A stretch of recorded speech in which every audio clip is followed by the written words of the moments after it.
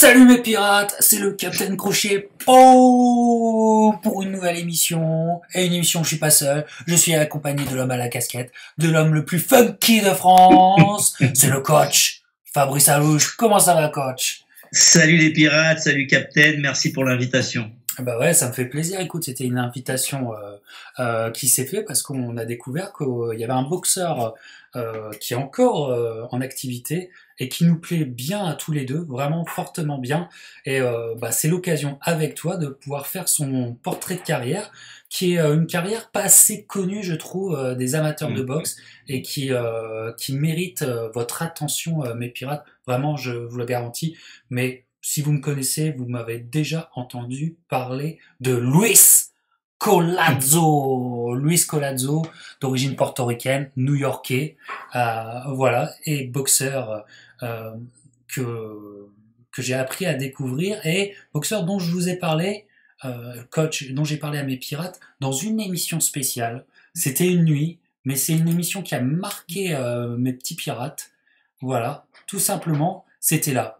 Je faisais en revue mes boxeurs gauchers préférés, voilà, et Luis était dans ma sélection, absolument. J'ai longuement parlé de Luis dans cette vidéo que vous pouvez retrouver, bien sûr, le lien sera dans la description. Et de cette émission, qui est très populaire chez les pirates, arrive le t-shirt. Regardez, le t-shirt, le gaucher, avec la tête du capitaine qui est là. Voilà, le t-shirt aussi, le magasin est dans la description si ça vous fait kiffer, comme dirait le coach. Voilà. Donc, coach, je sais pas pour toi, mais moi, ma découverte de Luis Collazo, qui était pratiquement inconnu au bataillon, à part par le nom, c'est son combat contre Ricky Hatton, et on remonte déjà en 2006. Comment toi, coach, tu le découvres? Je le découvre juste avant parce que je suis aux États-Unis chez un ami et rencontre un boxeur que j'ai connu, Miguel Angel Gonzalez, qui avait boxé Jean-Baptiste Mendy à Levallois et qui a fait surtout un match nul après par la suite contre le roi, l'empereur Julio César Chavez, et qui est un champion qui avait été champion du monde en léger, en super léger, qui a tenté sa chance contre Corey Spinks, qui a perdu, et qui a retenté sa chance contre Luis Collazo. C'est là que je l'ai découvert, donc le combat d'avant. Ouais, le combat d'avant, parce qu'il faut rappeler, Luis Collazo a la ceinture WBA à ce moment-là. Donc son championnat du monde, c'est une défense de titre contre Gonzalez. Il sera aussi, si je ne me trompe pas, il sera aussi le main event d'un combat où Jean-Jacques Mormec et Jean-Marc, pourquoi qu'est-ce que je raconte là? Je suis dans un monde parallèle.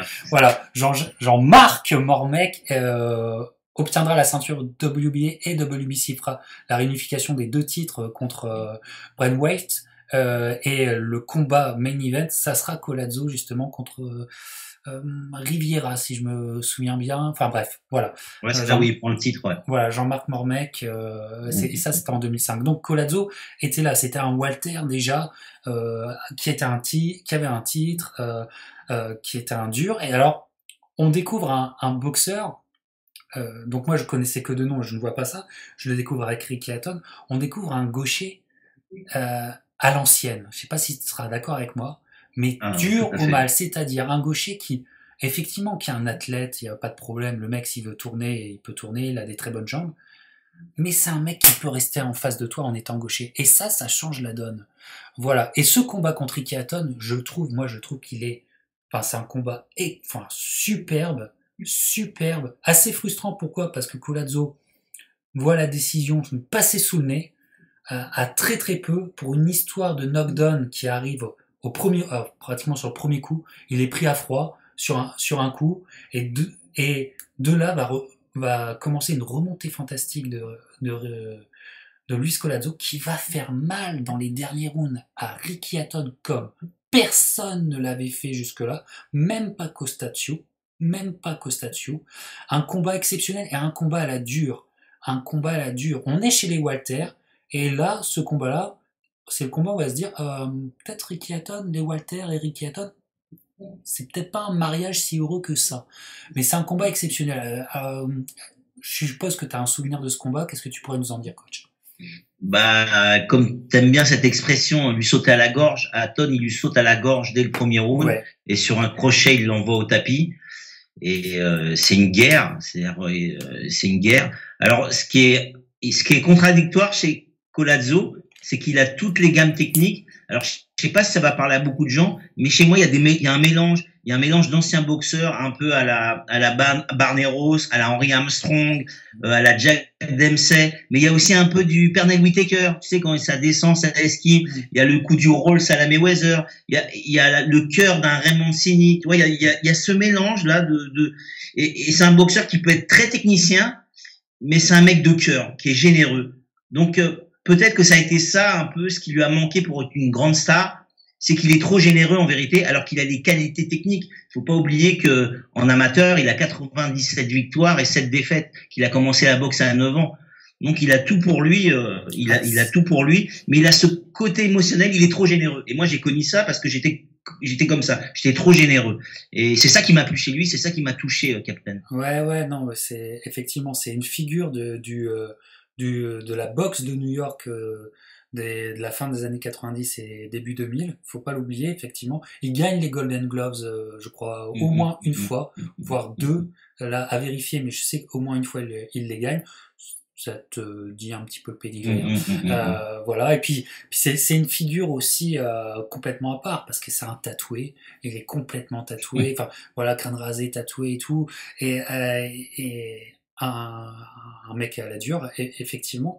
Et moi, véritablement, c'est ce genre de défaites, mais en fait, qui sont des victoires parce que sur le plan sportif, en fait, et sur le plan symbolique, c'est lui qui gagne. Il perd peut-être la décision, mais il gagne la nuit, comme on dit aux États-Unis. C'est-à-dire qu'on ne voit que lui qui a réussi. Parce que le Ricky Hatton a tellement cette aura à ce moment-là du destructeur, du dur au mal, que répondre de cette façon à Ricky Hatton, waouh.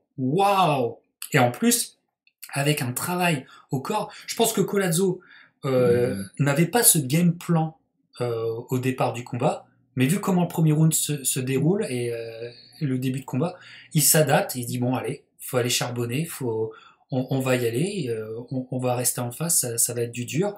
Et il y a un 11e ou même 12e round où il est tellement à ça de knocker Ricky Hatton, enfin vraiment, je vous conseille, c'est un combat à voir, c'est un très beau combat de l'année 2006, et de là, en plus c'est un gaucher, donc tout de suite le capitaine c'est PAM Collazo, on va l'étudier, on va regarder 100 fois ses combats, et voilà, donc j'étais pris.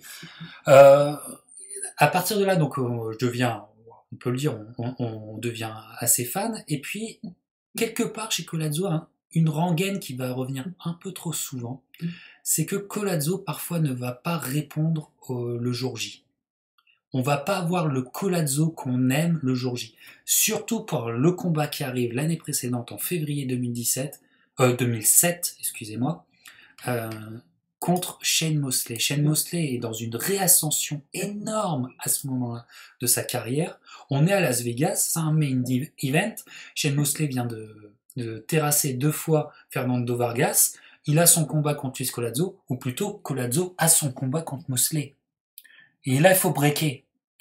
Et là, alors, je pense qu'il monte, si je me souviens bien, il monte blessé sur le ring. Ouais, parce que j'allais te couper un peu, excuse-moi, mais c'est justement ça, Collazo. Beaucoup de gens savent pas qu'il avait vraiment des graves problèmes de blessures aux mains et à l'épaule entre 2007 et 2011. C'était une vraie galère pour lui, beaucoup de blessures. Donc je pense que ça a joué aussi sur ses gros combats contre Mosley et par la suite aussi. Je pense que c'est ça aussi qui lui a manqué, ces histoires de blessures. Il a eu vraiment des grosses histoires de blessures. Effectivement, le coach qui a eu l'occasion de rencontrer Luis Collazo t'en parlera au moment du combat. Ouais, bien sûr. Voilà, t'en parleras. Je te fais confiance, coach. Mais effectivement, t'as bien fait de le redire. C'est ce qu'il a. Son prime a été pourri par des blessures. Le dos, les mains, et là, c'est criant de vérité. C'est criant de vérité sur ce combat. C'est extrêmement frustrant si vous êtes un fan de Collazo, ce combat. Et on se dit merde. Parce que bon, c'est un mec tellement chiant à boxer. C'est un mec tellement dur. que tout le monde va, tu sais, c'est le genre de gars que tu préfères esquiver. Hein. Tu préfères esquiver. Donc on se dit, il y a des belles occasions, il en aura pas mille et des cents. Alors, quid de ce qui va arriver plus tard.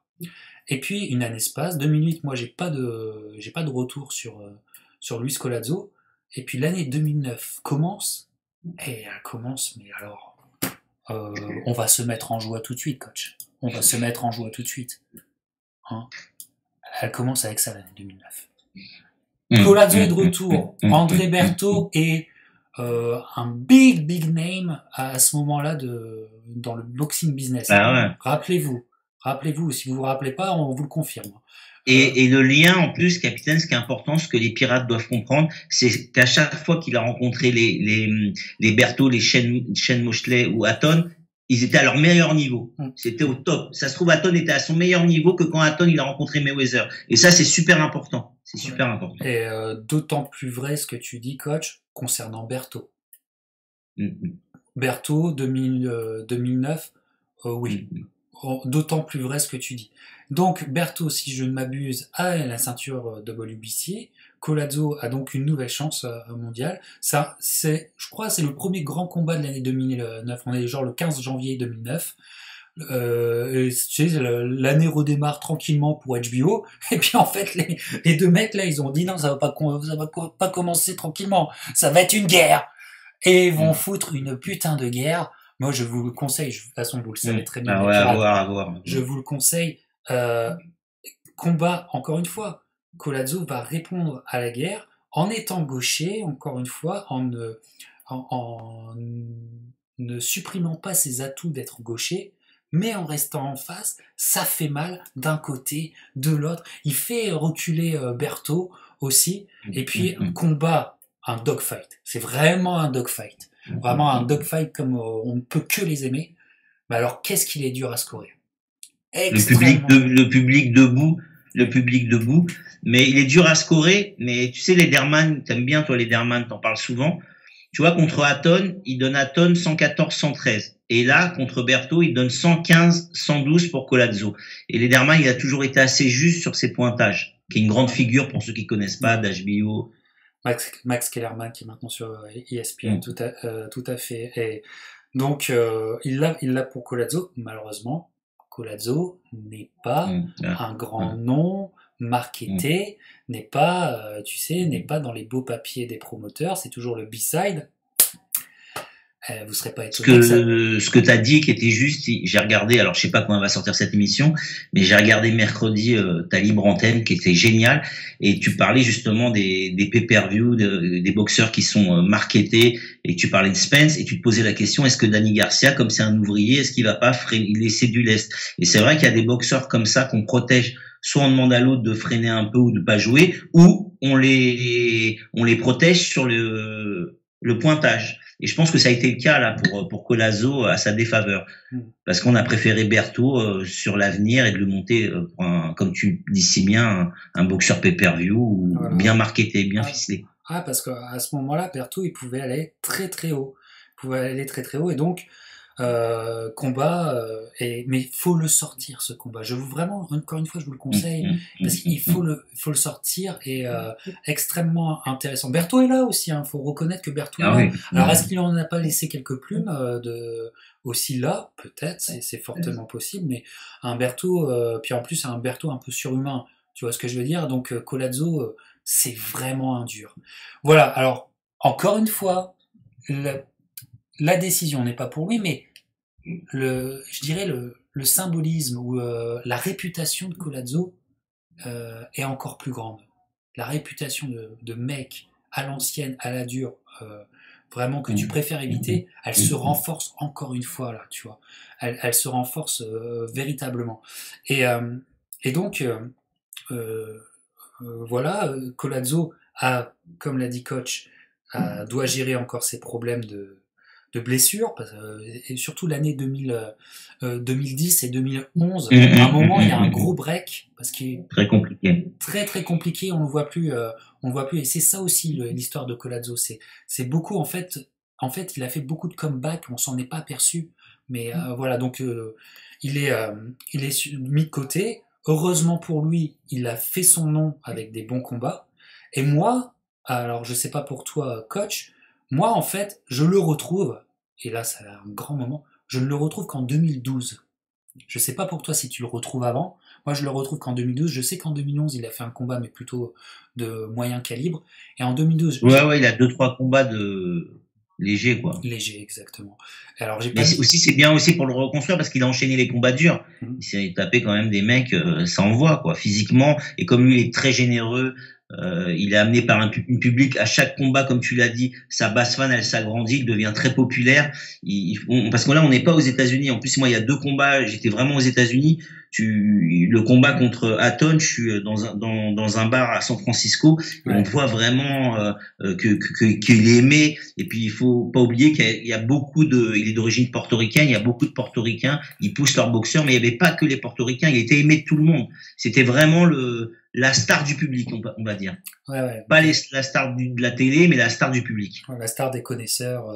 Effectivement, vous avez pris Fête Écosse pour Collazo. Je te rejoins totalement. Donc, moi, je le retrouve en 2012 pour un grand combat qui était diffusé un petit peu bizarrement, pas ni sur HBO ni sur Showtime, mais là c'est du grand Collazo. Parce que pour moi, il arrête la carrière de Virgil Ortiz.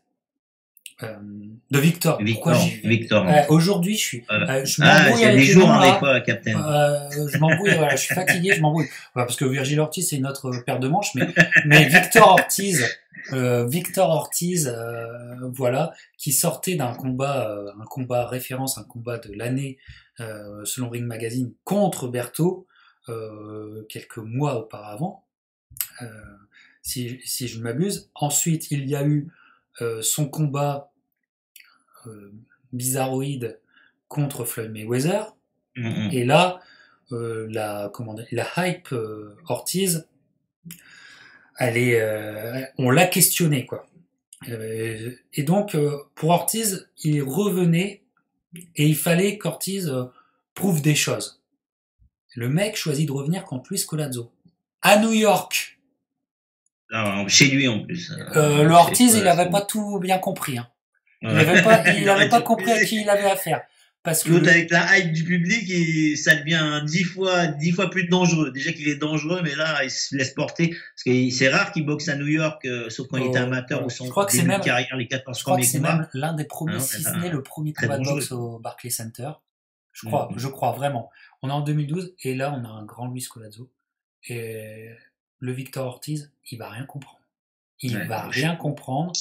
Et il va 4e round, si je m'abuse. Il va le cueillir comme il faut, et le Victor Ortiz, ça tombe et ça quitte. Voilà. Et donc il sera remis à sa véritable place par Luis Collazo, et là c'est une énorme pour lui, ça se voit sur les images, c'est une énorme résurrection. Et il en pleure presque, parce que je pense que les training camps et les années qui ont précédé ont été dures. Et là, il a lâché les chevaux.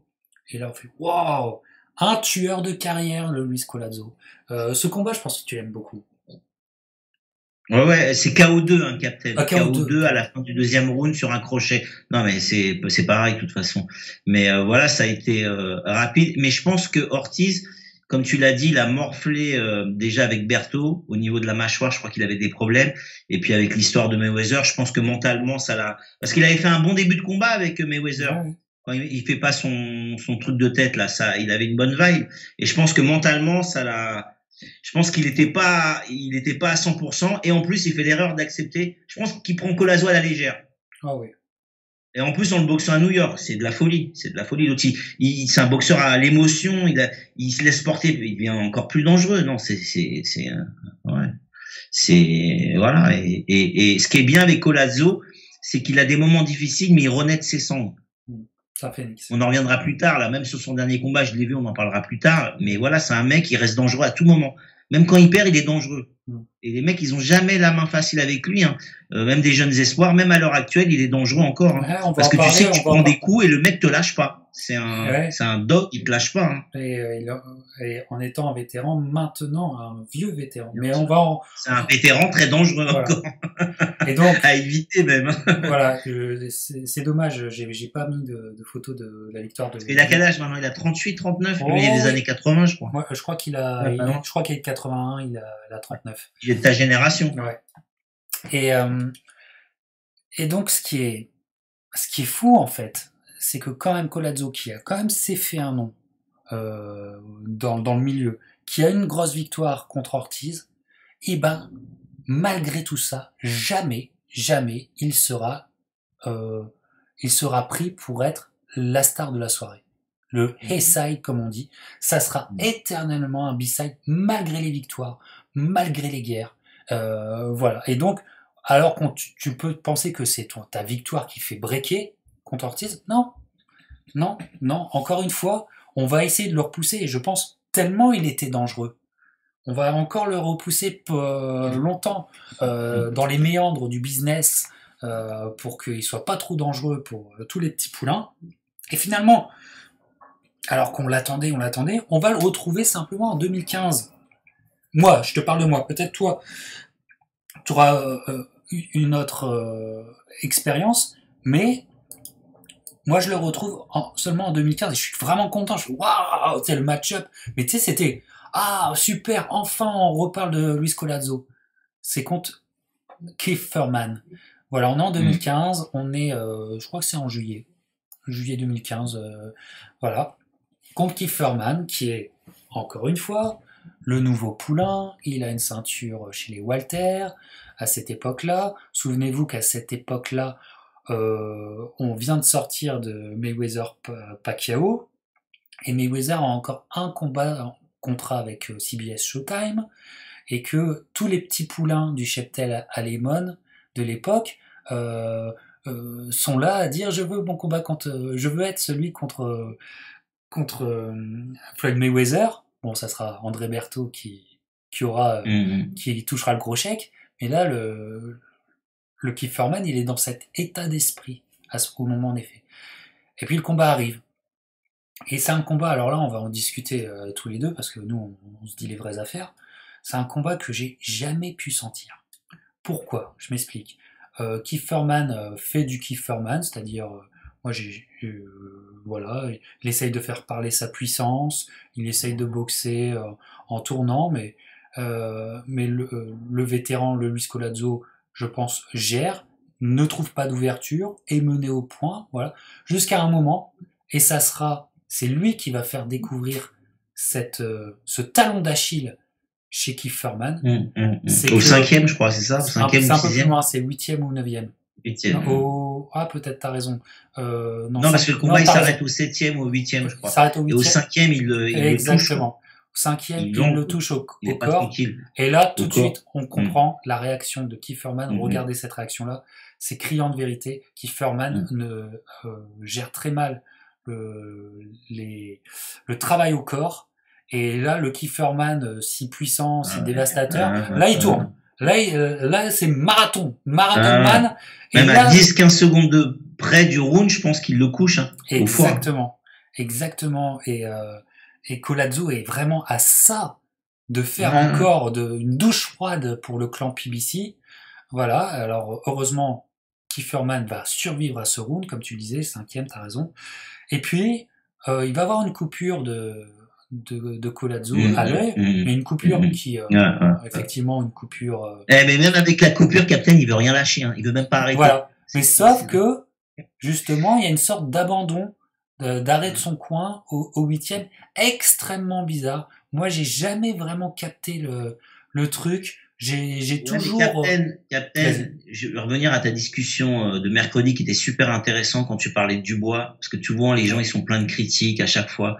Et ça se trouve, alors t'as raison, il y a peut-être un truc bizarre, mais aussi, c'est bien aussi de protéger le mec s'il a encore quelques combats à faire. Tu vois, c'est la santé, tu l'as dit, la santé, c'est important. Ouais. Toi, tu connais bien la boxe, tu maîtrises bien le sujet, tu donnes aux gens cette culture et t'es lucide dans tes propos, et c'est important la santé. tu vois, parce qu'il était vraiment touché à l'œil, tu vois.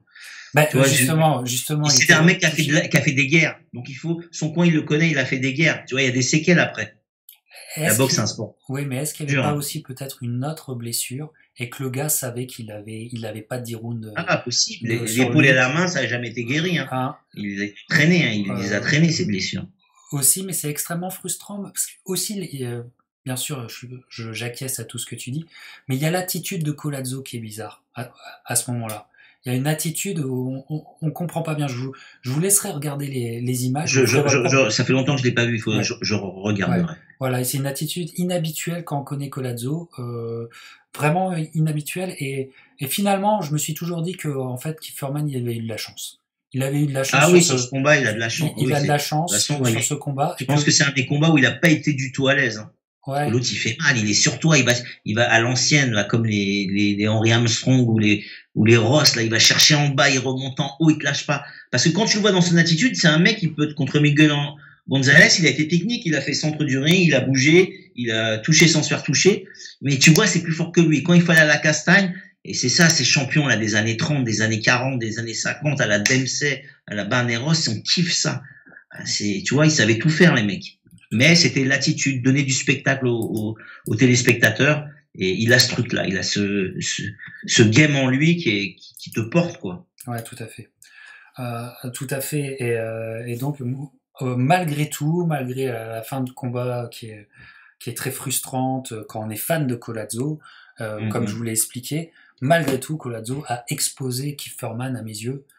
C'est le premier. Et que tous les adversaires par la suite de Kieferman ont étudié ce que Collazo lui a fait ce jour-là. C'est une évidence. Sean Porter a étudié ce que Collazo lui a fait. Voilà, même José Cito. C'est un peu la référence pour les autres en termes d'analyse. José Cito Lopez, je suis sûr qu'il a étudié ce combat. Enfin, voilà. Donc c'est un trouble fête. Tu sais, il vient gâcher la fête, il vient ternir des hypes. Voilà, Collazo, tu vois. Le problème, c'est qu'il est trop bon pour le boxing business. Tu vois, il fait chier le boxing business. Donc, de nouveau, qu'est-ce qui se passe pour Collazo? C'est que, bon, 2015, 2016, vous n'avez pas trop entendu parler. De nouveau, il disparaît de l'avant-garde du boxing business. Et puis, comme tu le dis, il prend un petit coup de vieux. Alors, rappelle-nous à quelle époque, toi, tu le rencontres. T'as manqué, je voulais pas te couper, mais t'as manqué un combat. Avant ce combat de Thurman, il a une victoire, et juste avant, il perd contre Amir Khan en 2014. Exactement, c'est vrai, et c'est là que je suis pour Maidana Mayweather. J'ai un pass, parce que je bossais à Beansport, mais j'y étais en rien à voir avec Beansport. Et pour la petite histoire, je demande à Beansport un pass pour pouvoir accéder au combat. Et bon, je vous raconterai après. Donc, j'ai accès aux conférences de presse, aux trucs, mais j'aurai pas accès au combat. Il va falloir que je fasse un truc d'embrouille à la française pour pouvoir rentrer. Je vous raconterai après. Donc, en 2014, je suis à la conférence de presse. Et donc, t'as la conférence de presse avec tous les boxeurs. Et après, t'as de l'autre côté la presse, les médias, c'est en public. On peut pas aller interviewer le mec one by one. Ce jour-là, je pouvais pas one by one. Et à la fin, quand ça se finit, Joe Lambrouille Funky, il passe à travers, il essaie de montrer sur l'estrade pour parler à Collazo. Parce que je m'en foutais des autres. Je m'en foutais de Mayweather, je m'en foutais de Maidana. Moi, je voulais discuter avec Collazo. Et à un moment où je l'appelle, il y a la meuf je crois que c'était Showtime ou HBO, il me bloque avec des mecs de sécurité. Et lui m'avait repéré, je lui avais fait signe, il fait Don't touch my friend, don't touch my friend. Et tac, et donc il me fait venir, il y a son manager qui vient me chercher, et je discute un peu avec lui. Et j'avais un petit appareil, c'est con, j'ai perdu les photos, les images, mais je discute avec lui, on prend une photo, 10 minutes, super sympa, super cool. Il me donne son numéro, je perds mon téléphone aussi derrière, donc je perds son numéro. Mais quand j'irai à New York, je ferai tout pour le voir parce que vraiment un mec super adorable, ouais, funky, cool, tu vois, dans le même état d'esprit qu'on a. Tu sais, j'aime bien moi les boxeurs qui sont humbles, qui sont accessibles. Et le coup qui m'a fait Don't touch my friend quand les mecs de Seki sont arrivés, c'est des moments inoubliables. Ouais. Et pour finir, donc le jour du combat, le coach arrive avec son truc, on me dit non, vous avez le droit que à la salle, tu sais, dans les grands événements, tu sais, il y a une salle, une grande salle avec des écrans et c'est que pour la presse. Donc les mecs de Being, ils m'avaient pas fait le coach, il est dans une colère noire. Ne m'avait pas eu l'accréditation. J'étais fou. J'étais fou. L'accréditation. Mais le coach, il y a été au culot. Tu sais, quand à les entrées, je suis passé et le mec, il a rien vu, ils m'ont laissé passer. J'avais pas de place, mais un coup de, tu sais, sur les escaliers, un coup à gauche, un coup à droite. Voilà. T'as réussi à tenir toute la soirée comme ça? On a toujours des embrouilles, des merdardes.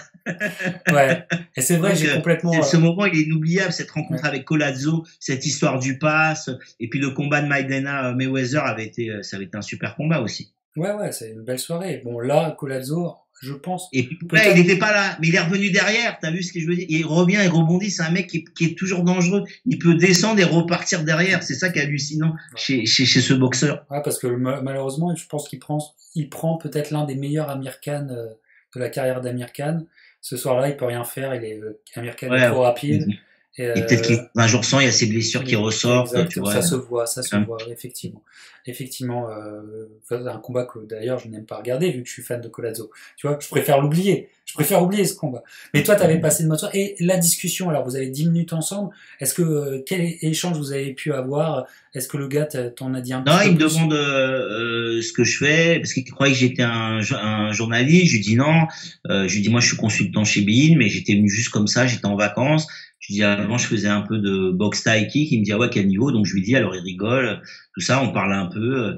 Et je lui parle de comment il s'appelle de Amir Khan, comment il sent le combat, lui il se sentait en confiance, il me dit qu'il allait gagner, tu vois un truc vraiment l'humilité quoi, simple, il y a pas de flambe, il y a pas de ça se la raconte, c'est hautain, c'est fluide quoi, tu vois, c'est cool. Ce que j'aime chez un boxeur en plus de l'attitude qu'il a sur le ring, cette générosité et tu le sens très doux. C'est très doux comment il parle, très calme, très zen. Et puis sur le ring, c'est un lion, le mec, c'est un mec dangereux. Tu sais, ça a ce côté un peu Brooklyn, parce que c'est un mec qui a pas eu la vie facile, enfant de divorcé, jeune, dans la rue, ça fait des conneries. Tu sens la hype, mais puis tu sens aussi la zénitude, tu vois. Donc il y a ce mélange-là, et franchement, ça a duré 10-12 minutes, mais c'était un bon moment, tu vois. Et le mec, il a été cool, il m'a donné son numéro, tu vois, vraiment une bonne vibe, quoi. Comme on aime, Captain. Tout à fait. Et donc bon, on revient, flash forward, on arrive en 2017. Donc 2017, on est déjà à 11 ans enfin même presque 15 ans de carrière au haut niveau. 2017, et là, je trouve que c'est extraordinaire quand tu remets dans le contexte. Collazo est devenu véritablement un vétéran, mais c'est un vétéran qui fait encore chier tout le monde, parce que c'est un vétéran qui kill the hype. Il tue la hype. Tu vois, tu essayes de créer une hype avec un boxeur, tu le mets en face de Collazo. Ah bah voilà, tant pis pour toi. Tu l'auras cherché. Et ben, il y en a un qui l'a cherché, c'est Sammy Vasquez. Ah ouais, qui est un gros espoir en plus. Qui était un gros espoir. On est le 2 février 2017. Ouais, à l'époque, quoi. Qui était, voilà, à l'époque, c'était un mec qui avait été soldat et tout, il y avait une belle histoire autour de lui. Il était bien travaillé par PBC. PBC avait l'envie de le pousser très haut, il voyait les choses grands pour lui, tout ça. Et ben, ils le font affronter un vétéran pour la guérir. Ah bah, ils choisissent Collazo. Ah bah, tant pis pour eux. Vasquez, il va rien comprendre. Là, je crois que le combat, c'est 4 rounds.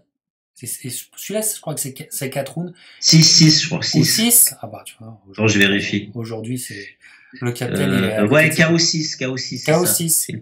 Ouais. Et au point, c'est équilibré, quoi.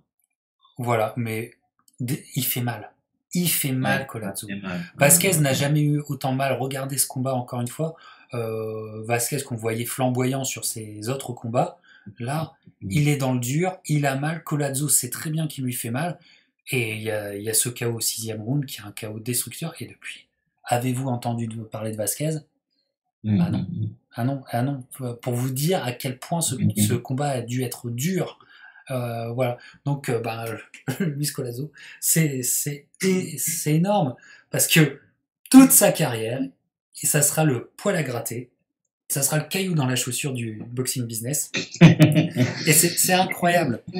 C'est incroyable. Il y a aussi pour PBC en 2018, je crois que c'est le 3 août 2018, contre un jeune prospect, encore une guerre, et encore une victoire serrée, mais au point, pour Collazo, qui encore une fois, un mec de PBC, il il lui met une défaite dans la gueule.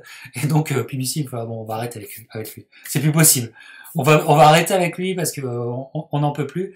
Mais je vous conseille ce basket. Et tu m'entends toujours, coach? Ouais, Samuel Vargas. Tu parles de Samuel Vargas. Va arriver. Il va avoir quelques contrats avec Top Rank. On est un peu plus tard. Ouais. Et voilà. Contre Samuel Vargas. Arrive, alors c'est le jour de la Saint-Patrick à New York. Elle est belle l'affiche. Hein. Elle est belle l'affiche. Pour tous les pirates qui me suivent, sachez que j'ai fait l'interview du promoteur de Samuel Vargas et on parle en long, en large, en travers de comment ce combat s'est monté. Voilà, avec Lee Baxter de Baxter Promotion. C'est une interview que j'ai fait il y a quelques mois de cela. C'était au printemps dernier. Voilà, donc je vous conseille, je vous mettrai le lien dans la description, évidemment. Et donc là encore, Samuel Vargas contre Luis Collazo, à ce moment-là de leur carrière, combat de dur. Eh ben, ça a été un combat de dur. Superbe combat. Franchement, superbe combat, superbe guerre. Encore un dogfight. Il nous fait un dogfight à 38 piges ou presque 40 ans, le Collazo. Et il a la victoire pour lui. Il a la victoire pour lui. Ça, c'est un combat que t'aimes aussi, le coach? Je l'ai pas vu celui-là. Tu vois, celui-là, je l'ai pas vu. Tu vois, autant Vasquez, je l'avais vu, mais celui-là, je l'ai pas vu. Je vais me replonger dedans. Vas-y, je te conseille. J'ai rien que l'affiche, elle m'attire l'affiche. Ah ouais, non, superbe affiche. Bon, c'était Mikey Conlan qui était la tête d'affiche, mais le vrai combat de la soirée. Le combat que j'ai raté, le dernier, je l'ai vu, mais celui-là, je l'ai pas vu. En plus, c'était un dimanche après-midi. D'accord. C'était pas du tout en soirée, c'était un dimanche après-midi. Voilà, et c'est pour moi, c'est le dernier grand combat de Luis Collazo. Il aura encore un combat avec Top Rank contre un mec de l'Europe de l'Est, je saurais plus vous dire le nom, et là je crois c'est celui-là que j'ai vu. Le petit jeune, il a pas du tout été à l'aise. Hein. Il gagne, mais pas du tout à l'aise. Voilà, le Collazo, il lui apprend ce que c'est que la boxe à l'ancienne, effectivement. Mais là, il prend une défaite, et je crois que c'est c'est son dernier combat en carrière. Mais bref.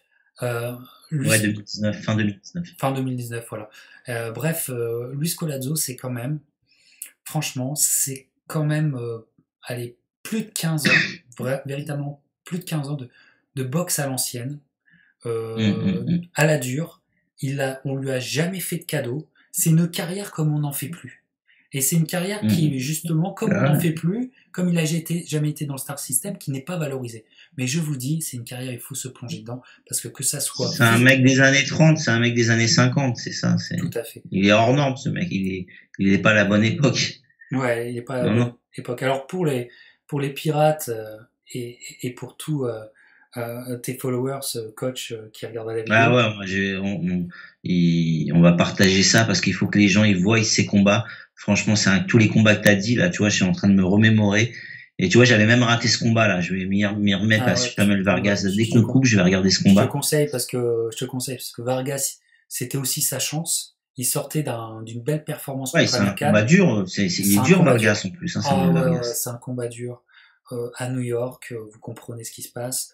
Voilà, de toute façon, regardez l'affiche. Hein. Le clin d'œil au portoricain qui est donné.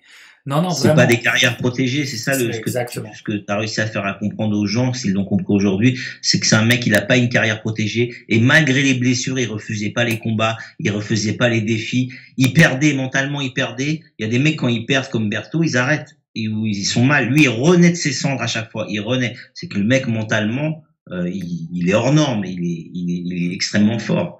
Tu vois, et c'est pour moi, ça devrait être comment tu dis à chaque fois, j'arrive pas à le dire avec l'accent là. Un Hall of Fame. Hall of Fame. Ouais, mais je suis assez d'accord. Hein. Je suis assez Farmer, tu vois, tellement pas. Il donne des émotions aux gens, et puis c'est une carrière rebondissante qui a pas été assez médiatisée à mes yeux. Ouais. Et qui aurait dû être d'un autre niveau. Ouais, parce que qui de mieux, coach, dans ces années modernes, qui de mieux que Luis Collazo pour te faire comprendre la boxe à la dure. Que ce que la boxe, c'est dur. Je trouve qu'il représente tellement ça. C'est dur. C'est dur. il représente tellement ça et n'oubliez pas qu'il y a un, comment dire, vous aurez aussi votre dose d'aspect technique aussi en étudiant Luis Collazo. Vous ne perdrez pas d'aspect Ah technique. non, ouais. Eh ben, c'est un mélange, tiens, on va dire, c'est un mélange, comme c'est un portoricain et que tu vas parler de lui, c'est un mélange de Camacho et de Trinidad, mais plus de Trinidad, tu vois, d'aller à la castagne. Tu vois, il y a ce mélange, et même dans les tenues, les shorts, l'attitude, tu vois, et puis même avec ses tatouages, ça donne un look, tu vois. Il a vraiment tout ça. Et c'est un mélange de plein de boxeurs qu'on a cités en début d'émission. Et tu vois, rien que d'en parler, là, je revis des émotions, j'ai des images dans ma tête. En plus, c'est un mec que j'ai rencontré. Parce que des fois, tu kiffes des mecs, mais l'attitude, ça se la raconte. Ça flambe un peu. Ça roule des mécaniques. Tu vois. Mais lui, vraiment, l'humilité. Et puis le truc, don't touch my friend. Le mec, il me connaît ni d'Adam ni d'Ève, il m'a vu en couleur comme ça. Et j'ai kiffé. Le coach, il a kiffé comme ça, tu vois. Ah ouais, non, j'ai tu vois, j'en ai un peu les larmes aux yeux tellement ça me touche, tu vois. Tu vois, non, c'est, et puis, dernière chose, c'est que, effectivement, tu vois, Luis Collazo, quand on tape un kiff sur Luis Collazo, t'es pas un casu, tu vois, t'es sur d'autres sphères. Voilà, bah ça m'a fait plaisir en tout cas, coach, qu'on se soit fait plaisir à parler de Luis. D'ailleurs c'est le genre de profil et de portrait que j'adorerais interviewer. Hein. De toute façon, Luis Collazo, tu sais quoi, on va essayer de... on va essayer il faut que je retourne à New York, je te retrouve son contact, là, parce que ça. Franchement. Bon, on va essayer de le contacter, de faire une interview de lui. Et peut-être que cette vidéo va contribuer, va aider à ça. Donc, n'hésitez pas, messieurs, dames, à partager parce que on est dans le délire de parler avec Luis et croyez-moi, on va y arriver. Voilà. Coach, c'était vraiment un plaisir que tu sois avec moi. Cette vidéo. Merci pour l'invitation. Cette vidéo va certainement arriver. On a passé un bon moment. Et tu vois, c'était cool parce que bon, c'est vrai que quand on fait les libres antennes, il y a du monde, tout ça, mais là, on était vraiment concentré sur un boxeur qu'on aimait, on était dans le calme. Et voilà, j'espère que les pirates vont apprécier. Et tu sais, je voulais te dire une dernière chose, toujours avec, je vais te faire chier avec ça, là, ton truc de mercredi. Tu sais pourquoi t'as pas de haters de Tony Yoka dans ton truc? Parce que t'as fait le ménage. La chaîne, elle est qualitative. Alors certes, il n'y a pas beaucoup d'abonnés, mais elle est qualitative.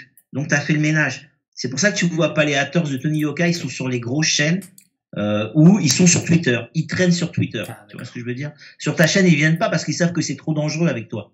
Ils risquent de se brûler les pattes. Mais par contre, t'as une sorte de Collazo. Par contre, Luis Collazo, il peut venir. Ils savent que c'est dangereux avec toi. Il n'y a pas de marketing, ça frappe dur. Et puis même le Tony, tu peux venir. On a fait le ménage, tu seras bien. Là, t'as vu?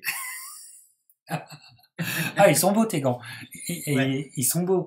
Voilà. Bah coach, dis-nous un petit peu là. Cette vidéo certainement arrivera lundi si je ne m'abuse, ou dans les alentours, messieurs dames. Voilà. Quelle va être ton actualité sur ta page? Dis-nous un petit peu. Ouais, je sais pas. T'as vu, moi je marche à l'instinct, donc tu vois Tyson, je voulais pas en parler parce que voilà, déjà c'est une exhibition qui aurait dû se faire avec du public. Et puis j'avais pas envie, donc je fonctionne à l'instinct. Tu vois, hier, j'ai fait une analyse sur l'avenir de Joyce, mais c'est Dato qui a parlé. Tu vois, comme j'aime bien le personnage, Dato me fait marrer, donc je lui ai donné de la force en le mettant devant. Je pense que demain je vais faire une analyse avec Jean-Louis Mandeng en utilisant justement le système StreetYard que tu m'as bien conseillé et que j'ai commencé à faire avec Mohamed Mimoun. Donc j'ai sorti un premier épisode cette semaine, épisode 1 avec Mohamed Mimoun. Il y aura 4 épisodes. Donc je pense que c'est les prochains jours qui vont sortir. Et il y aura vendredi ou samedi, je sais pas quand va sortir ta vidéo, mais une analyse avec Jean-Louis Mandeng sur le combat Spence Garcia. Et d'ailleurs, vous avez dit des choses super intéressantes. Vraiment, cette émission, elle était top là. 2 heures, je les ai pas vues passer. J'aurais bien voulu qu'il y ait même une 3e heure. C'est fou, hein. Puis on a bien déconné en plus. Il y a des séries télé qui me font chier, mais là, on rigole, il y a de la bonne humeur. Non, mais tu vois, c'est vrai que ça peut paraître long, mais quand t'es rentré dans la piraterie, bah, tu rentres dans le délire un peu. Voilà, c'est ça. On rentre dans le dans délire la et voilà. Puis on s'est bien amusé, effectivement. ouais. Puis on attend avec impatience ce combat. Bah peut-être, coach, si tu dors pas, si après le combat, si t'es trop excité, tu viendras avec moi pour faire le débrief. Il y a pas de souci, hein. Voilà, parce que Ouais, on va essayer. Comme j'ai repris un peu le boulot là, mes histoires de blessures elles vont mieux. Dimanche, je travaille, mais je verrai, je vais essayer. on On va verra. tenter. De Ouais. toute façon, avec toi, c'est de l'impro, c'est ça que j'aime bien. Exactement. Voilà, on Bah est là, oui. on est là, on n'est pas là. On est là, on n'est pas là, c'est pas grave. Mais on était là ensemble avec le Attends, coach. on a fini comme ça ou pas? Ah bah oui, on l'a Ah fini ouais, attends, bien. un petit coup de En beau funky, gosse. Brooklyn, En New beau York. gosse, hein. Donc, un petit coup de Brooklyn. J'étais avec le coach Fabrice Alouche, évidemment. On a parlé d'un boxeur qu'on adore, Luis Colazzo. Et mes pirates, on se retrouve bientôt pour de nouvelles aventures box. Restez branchés. Et boum!